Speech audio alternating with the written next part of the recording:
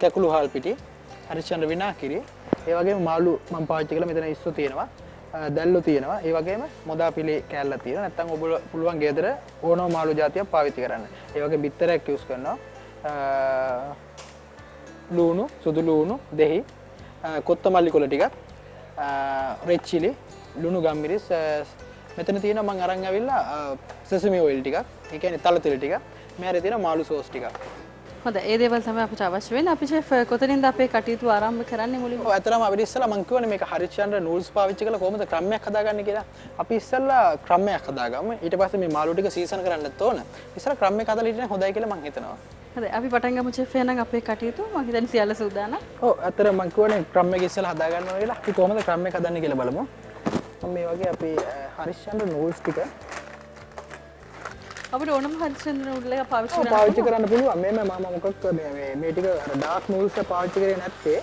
මොකද එහෙම වුණොත් මේක අර අපි බදිනවනේ ඩීප් ෆ්‍රයි කරනවා. ඒක නිසා ඩීප් ෆ්‍රයි කරනකොට ඒක අර මේ පොඩ්ඩක් අර පාට පොඩි ප්‍රශ්නයක් ඒ කියලා තමයි මම සුදු පාටම නූල්ස් එක ගත්තේ මේ වගේ. මම පොඩ්ඩක් කඩාගෙන අපිට ඕන පුළුවන් මේක රෝලින් පින් එකකින් වගේ කුඩු කරගන්න. නැත්තම් මේ වගේ බ්ලෙන්ඩර් එකක් ඕනම ගෙදරක තියෙනවා මේ වගේ ග්‍රයින්ඩර් එක. ඔව්.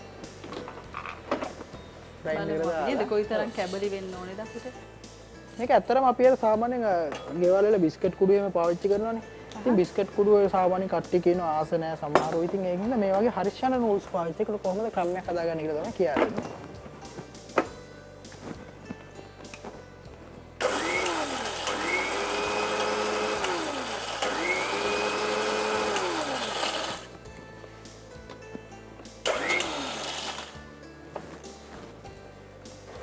මේ තියෙන්නේ අපි හදාගත්ත ක්‍රම් එක. ටිකක් සිහින් වෙන්න අපි කොටා ගන්න ඕනේ නේද? නැත්නම් බ්ලෙන්ඩ් කර ගන්න ඕනේ. හොඳයි.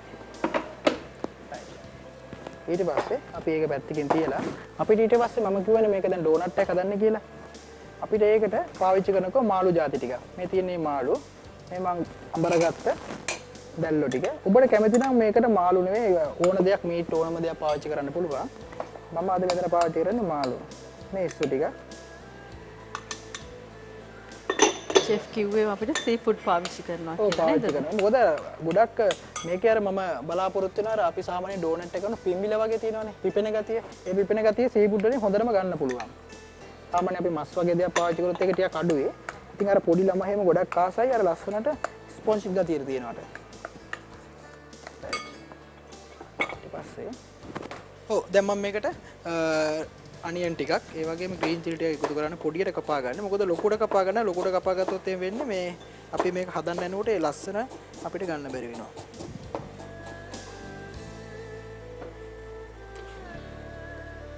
ලුණු ටික මේ වගේ රතු මිරිස් තියෙනවනේ රතු මිරිස් නැත්තම් කොළ පාට එක හරි කමන්නේ. මොකද අපි මේ වගේ දේවල් එකතු කරන්නේ ඒක රස වැඩි කරගන්න. නැත්තම් එහෙම අපි අර මාළු රස විතරම නෙන්නේ. මොකද අපේ ලංකාවේ කට්ටිය ටික සැරට කන්න කැමති. හැබැයි මේක පොඩි ළමයෙකුට එහෙම හදනවා නම් පොඩ්ඩක් සැර අඩු කරලා කමන්නේ. සහ වර්ණ සංයෝජන හොඳට සිද්ධ වෙනවා. ඔව් ඇත්තටම කලර් කියන එක තියෙන්න හොඳටම නැත්තම් ඉස්සලම අපි කෑමක් කන්නේ S2 නිසා රස වගේම පාටක් තියෙන්න ඕන කෑම එකේ. සාමාන්‍ය අපේ ගෘහණියෝ බයයි ටිකක් මේ වගේ මිරිස් එහෙම කපන්න මොකද මේ අත දනවා කියලා. ඉතින් එහෙම වුණොත් එහෙම ටක් ගාලා කරන්න තියෙන්නේ මිරිස් කපලා ඉවරන ගමන්ම උණු වතුරෙන් අත් දෙක සෝදන්න ඕන. ඒකට මේ සැර දැනෙන්නේ නැහැ වැඩි. සුදු ලුණුත් අපි ගන්නවා නේද? ඔව් සුදු ලුණුත් එක්ක පාවිච්චි කරනවා.